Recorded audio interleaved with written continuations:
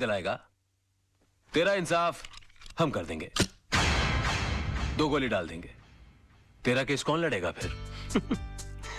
यार आप बंदूक और तलवार ही इस्तेमाल करना जानते हो कि कभी कभी दिमाग भी इस्तेमाल करोगे?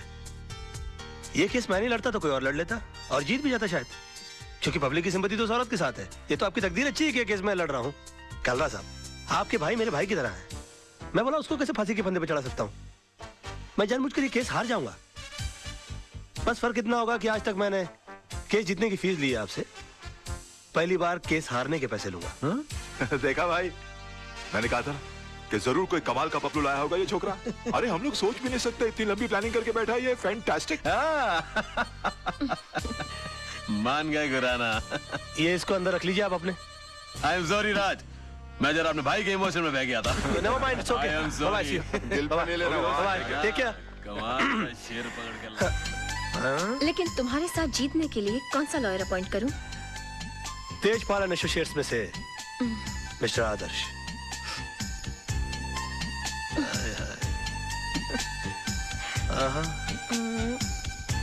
अच्छा तो ये लो। उफ, याद आए। बाबा मेरे को तो बहुत बड़ा लोचा लग रहा है यार। क्या हुआ रे? अरे राज और आदर्श के बीच में 36 का आंकड़ा है यार। राज और आदर्श आपस में एक दूसरे को नीचा दिखाने के लिए एक से एक टिप्पस लड़ा रहे।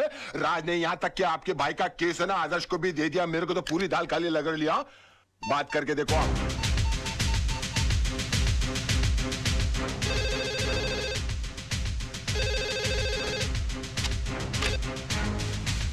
क्या रे कालरा बोल रहा हूँ मैं। अरे काला साहब क्या करते हो? आपको कितनी बार कहा है कि घर फोन मत किया करिए। ए बोल वचन बंद कर बे। मैंने सुना तेरे और आदर्श का 36 का आंकड़ा है। मेरे साथ गेम कर रहा है क्या? जी हाँ, गेम तो खेल रहा हूँ मैं आपके साथ। क्योंकि केस लेने के लिए मेरी वाइफ ने मुझे मजबूर किया है और वो अच्छी तरह से जानती है कि मेरे और आदर्श के बीच में टेंशन चल रही है, तो वो कभी सपने में भी नहीं सोच सकती कि केस में जानबूझ के हार जाऊंगा। समझिए आप मेरा गेम। जरा बड़े हो गए हम बच्चे आपके, जरा हमारा ख्याल रखा करिए प्लीज। है आगे से प्लीज है। दिमाग है वो बंदे में, दिमाग तो है।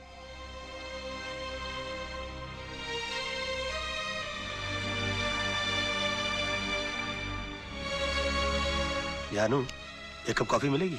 बहुत थक गया हूं मैं। मेरा बस चले तो उस कॉफी में जहर मिला के पिला दूं तुम्हें, पर क्या करूं, पत्नी हूं ना तुम्हारी। क्यों, ऐसा क्या कर दिया मैंने? झूठ, मक्कारी और कुछ आता है तुम्हें?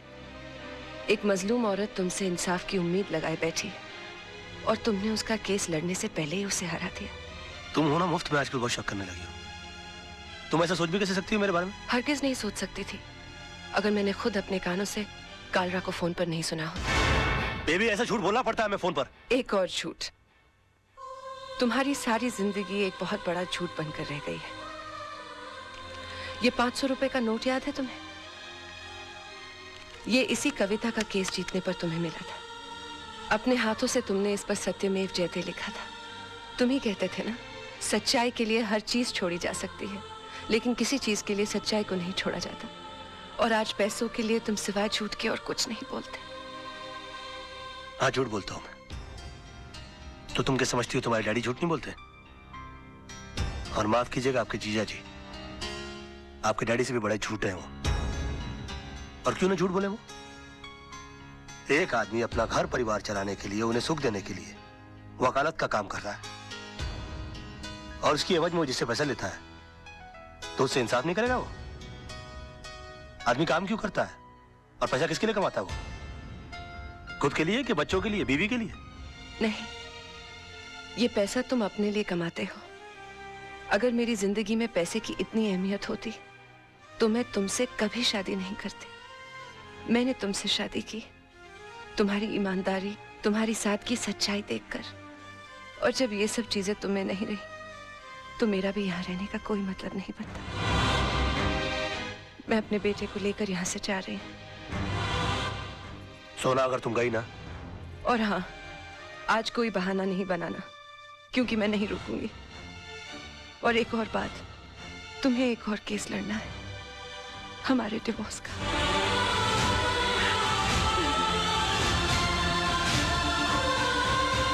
सोना, बेबे,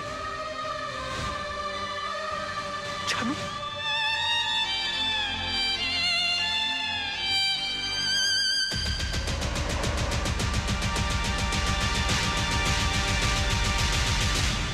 इतना बड़ा डिसीजन। माना कि रात से गलतियां हुई हैं भाभी, लेकिन वो दिल का बुरा नहीं है। आप चलो मेरे साथ, मैं समझाता हूं उस गधे को। नहीं मोहन भैया, मुझे किसी किस्म का कॉम्प्रोमाइज नहीं चाहिए। मैं आपके पास अपना भाई समझ कर आई हूँ। अगर आप भी उनकी तरफदारी करेंगे तो मुझे यहाँ से भी चले जाना होगा। कैसी बातें कर रही हो भाभी, ये घर तो तुम्हारा है, लेकिन चिंटू के बारे में सोचो, उसके फ्यूचर के बारे में सोचो।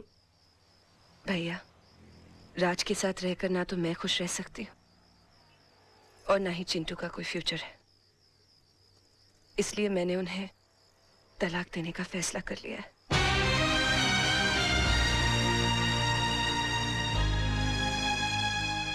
अंकल, ये तलाक क्या होता है? बेटे, भगवान ना स्वर्ग से जोड़े बनाकर धरती पे भेजता है और इंसान उसे तोड़कर जो पाप करता है ना, उसे तलाक कहते हैं। अंकल, अगर मेरे मम्मी पापा अलग हो जाएंगे तो मैं किसके पास रहूंगा? बेटे, ये तो कोर्ट फैसला करेगा कि आप पापा के साथ रहोगे या मम्मी के साथ। कोर्ट मुझसे नहीं पूछेगी कि मुझे किसके साथ रहना है? पूछेगा ना। तब तो मैं बोल दूंगा मुझे मम्मी पापा दोनों के साथ रहना है, तब तो तलाक नहीं होगा ना? ऐसा नहीं होता बेटे, और फिर तुम्हारी मम्मी भी तो नहीं चाहती कि पापा के साथ रहे। क्यों? तुम्हारे पापा के झूठ से तंग आ चुकी हैं वो। अंकल, अगर मेरे पापा झूठ बोलना छोड़ दे तो मम्मी पापा को छोड़ के नहीं जाएगी ना? शायद बेटे।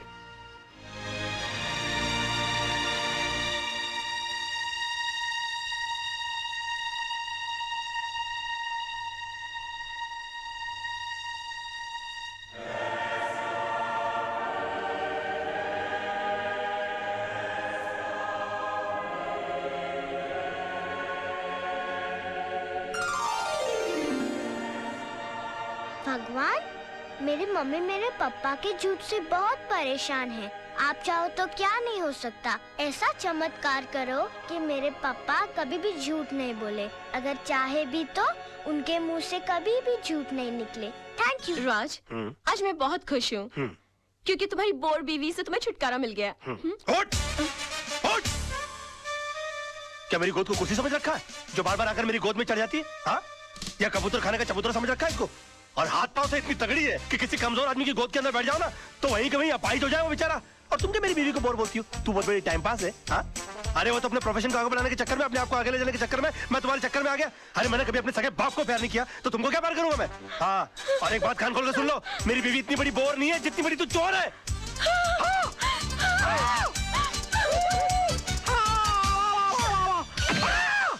Oh my God! राज! राज!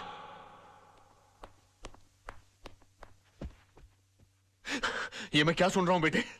तुम्हारी हरकतों से तंग आकर सोनम तुम्हें डिवोर्स देना चाहती है, लेकिन तुम तो उसे प्यार करते हो, तुम मुझे अपना गुरु समझते हो। तुमने ऐसा क्यों किया बेटे? ये सब तुम्हारी वजह से हुआ बुढ़ाऊ। और तुम मुझे को कोस रहे हो? बुढ़ाऊ? हाँ बुढ़ाऊ। बेटी को पाला कोसा बंगले के अंदर और उसके बाद शादी के बाद सड़ने के लिए छोड़ दिया साला चाल के अंदर। हाँ? अरे वो तो कम अकल थी, लेकिन तुमको तो अकल थी, तुम रोक सकते थे उसको। लेकिन नहीं, मैंने तुमको अपना गुरु माना और तुमने क्या किया मेरे साथ? गुरुद्वारे के बाहर हाथ में कटोरा देकर भिखारी बनाकर खड़ा कर दिया मुझे और बोले बेटा मांग भीख। बड़े दामाद को देरी चलाने के लिए कंपनी, और मुझे क्या दिया? Social service centre. कहा गरीबों की दुआ लगेगी? मेरी बद्दुआ का डर नहीं लगा तुझे बुड्ढे? हाँ?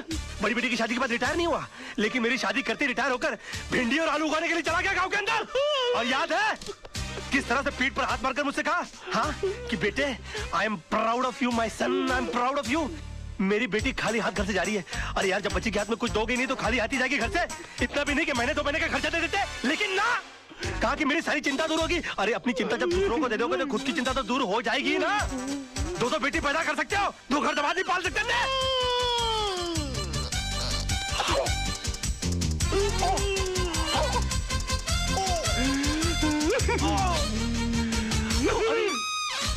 अरे बाप रे! अंकल जी, अंकल जी, ओ नहीं, अंकल जी, मैं नहीं, मैं अंकल, मैं आपको क्यों मारूं अंकल? आप मेरे बड़े अंकल जी हो जाता है बच्चों से। Uncle I am sorry uncle, I am very sorry. I am साहब, ये क्या किया मैन? तुमको ना क्यों मेरे घर के मामले में बोलने वाली? हाँ? चलती फिरती बुलडोजर, डायनासोर की सड़ी हुई अंडी। Shut up! Get out! Oh, I'm sorry, Tisa baby. I'm so sorry. Dinosaur, Anna, तुम लोग अपना काम करो।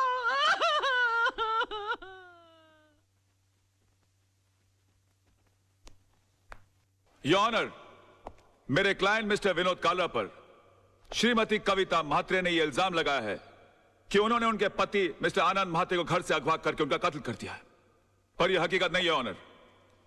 ट्रेन के कंपार्टमेंट में मिस्टर आनंद म्हात्रे की लाश के साथ एक सुसाइड नोट बरामद हुआ है, जिसमें यह साफ साफ लिखा हुआ है कि हालात से तंग आकर उन्होंने आत्महत्या की। Yes your honour, Mrs Mhatre की कंप्लेंट है कि 13 अक्टूबर को सुबह 11 बजे उनके पति को अगवा कर लिया गया, बट 13 अक्टूबर को ही 11:05 पर मिस्टर विनोद कालरा मेरे सामने बैठे हुए थे। उनके कार की टक्कर एक ट्रक से हो गई। वो कंप्लेंट लिखवाने आए थे। मैंने FIR लॉन्च करके इन्हें भाटिया हॉस्पिटल ले जाकर इनकी मलहम पट्टी करवा दी, बस। शिरोडकर, तू कितना झूठ बोल रहा है? भूल गया 13 अक्टूबर सुबह 11 बजे तू कोर्ट में था? तुझ पर खुद रिश्वत लेने का मुकदमा चल रहा था। इंस्पेक्टर शिरोडकर, क्या ये सच है? योर ऑनर जी, लेकिन मैं क्या क्या क्या क्या क्या चुप रहो। इंस्पेक्टर शिरोडकर को हिरासत में लिया जाए। अदालत में झूठी गवाही देने के जुर्म में इन पर मुकदमा चलाया जाए। सर, ये किसके साथ आए थे मुझे याद नहीं, लेकिन हाँ, इनके सर पर चोट आई थी और मैंने स्टिचेस लगाकर उन्हें भेज दिया था। मिस्टर सरदेसाई, अगर 13 तारीख को आपने विनोद जी की पट्टिया की थी तो बहुत बड़ी प्रॉब्लम हो जाएगी। क्यों? क्योंकि 12 अक्टूबर से लेकर 17 अक्टूबर के बीच में मिसेस सरदेसाई गोवा के मेरिट होटल में सरदेसाई जी के साथ छुट्टियां मना रही थी, और अगर वो सरदेसाई आप नहीं है तो फिर वो सरदेसाई कौन थे? क्या बकवास कर रहे हैं आप? Just shut up. अरे वो किसी और के साथ नहीं, मेरे साथ ही थी। हम हस्बैंड वाइफ छुट्टी मनाने गए थे। तो अगर आप 12 अक्टूबर से छुट्टियां मना रहे गोवा के अंदर, तो 13 अक्टूबर को विनोद जी की पट्टियां किसने की? डॉक्टर सरदेसाई को भी हिरासत में लिया जाए। इनका मेडिकल प्रैक्टिशनर सर्टिफिकेट भी कैंसिल कर दिया जाए। Court is adjourn till tomorrow. क्या हो गया मुझे? ये मैं क्या वकील, क्रिकेट खेलने का मूड में क्या? 2 बॉल में 2 विकेट, इरादा क्या है तेरा? क्या हो गया मुझे? ये क्या हो गया मुझे? क्या हो गया मुझे? मैं इतना सच क्यों बोल रहा हूँ? Good morning sir. आज आप नहीं बोलोगे मैं कैसी लग रही हूँ? श्रीदेवी या माधुरी? सो बताओ ना प्लीज। शैतान की खाना लग रही हो। ऐसा बम लग रही है जो कभी भी फट सकता है। तुम बुर्का पहनकर क्यों नहीं निकलती हो? तुमको मालूम है बच्चे लोग देखकर कितना डर जाते होंगे? No, I am not mean. तुम बैठी हो तो ऐसा लगता है जैसे कोई भैंस पानी में बैठ गई हो। I resign.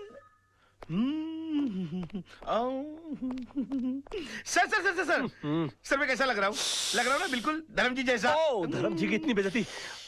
बे तू धर्मेंद्र नहीं, तू बंदर लग रहा है। चलते फिरते कुरमुरे की गोनी, दिन भर डुक्कर की तरह खाता रहता है। एक दिन फुग्गे की तरह फट जाएगा। सड़क पर तेरी लाश पड़ी होगी, उठाने के लिए कुली बुलाने पड़ेंगे। और कभी कभी नहा भी लिया कर। भैंसे तेरे कपड़े इतने बांस मारते हैं, पूरा स्टाफ परेशान रहता है तुझसे। हॉस्पिटल में क्लोरोफॉर्म की जगह अगर तेरे कपड़े सुंगा दिए जाए ना तो पेशेंट कोमा में चला जाएगा।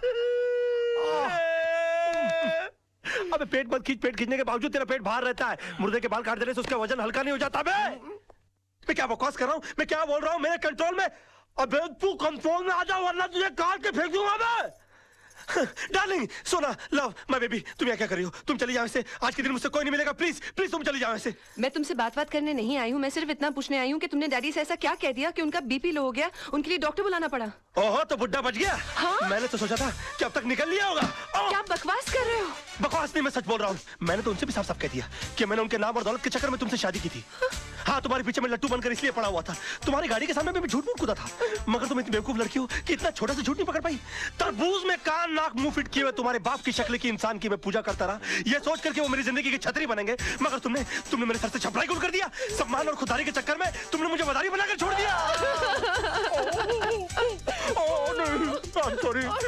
सॉरी सोना, सोना मुझे माफ कर दो। सोना, सोना मैं क्या करूं? मेरे मुंह से सच ही निकल रहा है। तुमने बोल लिया ना, मैं अपना जवाब कोर्ट में दूंगी। हे भगवान, अब मेरा डिवोर्स होने से मुझे कोई नहीं बचा सकता। ये क्या हो गया मुझसे? सिर्फ मेरा बेटा चिंटू बचा सकता है। चिंटू बेटे, मैं आ रहा हूं। अरे भैया सुनो, जल्दी से सेंट एंड्रू स्कूल चलो। ओ पाजी, ओ तुझे मैंने पहचाना? लड्डू सिंह पाजी, असली लड्डू सिंह। अरे यार जो भी, जल्दी चलो यार, जल्दी चलो। बैठो। लड्डू सिंह आ गया बड़ा, पता नहीं कौन होगा लड्डू सिंह। ओ पाजी, वो गड्डी नहीं है। ए अरे यार जल्दी चलो यार। पाजी, तुझे मैंने पहचाना नहीं? अरे जब तुझे पहली बार बंबई चाय से ना तो मैंने ਤੁਹਾਨੂੰ ਆਨੰਦ ਮਹਿਲ ਛੱਡਿਆ ਸੀ और ਤੁਸੀਂ ਮੈਨੂੰ ਸਲਾਹ ਦਿੱਤੀ ਸੀ कि पाजी किराए दी टैक्सी चलाने ची फायदा है, अपनी गड्डी कभी ना खरीदना। यार पहली बात, तुम कोई अनिल कपूर हो जो तुम्हारी शक्ल देखकर मैं पहचान लूं?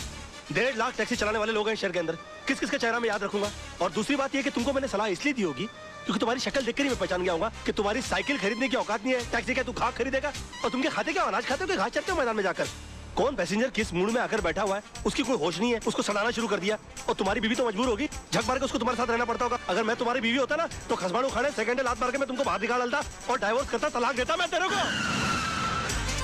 ओए ओए खोते दे पुत्र, लट्टू भाजी और नीचे उतर। नहीं और नीचे उतर यार, गलती हो गई। ताली दे बैगन, नीचे उतर। एक मिनट हो यार, क्या मैं क्या नीचे उतर रहा? लड्डू भाजी और चल जल्दी। सच बर्दाश्त नहीं हुआ, जुलाब लग गए। ओ चिट्टू, ओ चिट्टू, मेरे लाल, मेरे पीले, मेरे नीले, ओए ओए यहाँ सब पीले में। ओ चिट्टू, ओ चिट्टू। मैं चिंटू नहीं हूँ। चिट्टू, चिट्टू, डैडी। ओ चिट्टू, ओ चिट्टू, ओ इधर आ यार। ओ चिंटू, ओ बड़ी प्रॉब्लम हो गई है। अरे मेरे मुंह से सच के सिवाय कुछ नहीं निकल रहा। अपनी मम्मी को बोल मुझे छोड़कर नहीं जाए। ऊपर वाले ने मेरी विश कबूल कर दी। तेरी कौन सी विश? अरे डैडी, कल रात को मैंने टूटते हुए तारे को देखकर विश किया कि आप कभी भी झूठ नहीं बोले।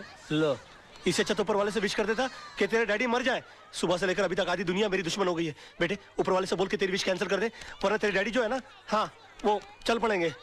अरे डैडी, कल रात को मैंने टूटते हुए तारे को देखकर विश किया, अब दिन में तारे कहाँ से लाऊं? अच्छा बंदोबस्त किया है तूने मेरे बेटा, चल जा खेल। Bye dad. खेल। विश? ऐसा हो सकता है? ए वकील, कोर्ट के अंदर जज के सामने तेरे बहुत उल्टे सीधे पैसे थे, बहुत चौड़ा हो रहा था, अभी पतली गली। चल भाई बुला, चल। अबे ओए, कोल्ड ड्रिंक के खाली बोतल के मुड़े हुए स्ट्रॉ, घिसी हुई कोल्हापुरी चप्पल। ये देख, ये देख। अरे सुबह सुबह ब्रांडी मार के कोर्ट गया था कि अपने विटनेस उड़ा दिए। अरे मेरा यकीन मानिए काना भाई, मुझसे झूठ बोला नहीं जा रहा यार। चुप कर, चुप कर। तू तो इतना बड़ा झूठा है कि माँ के पेट से पैदा होकर पहला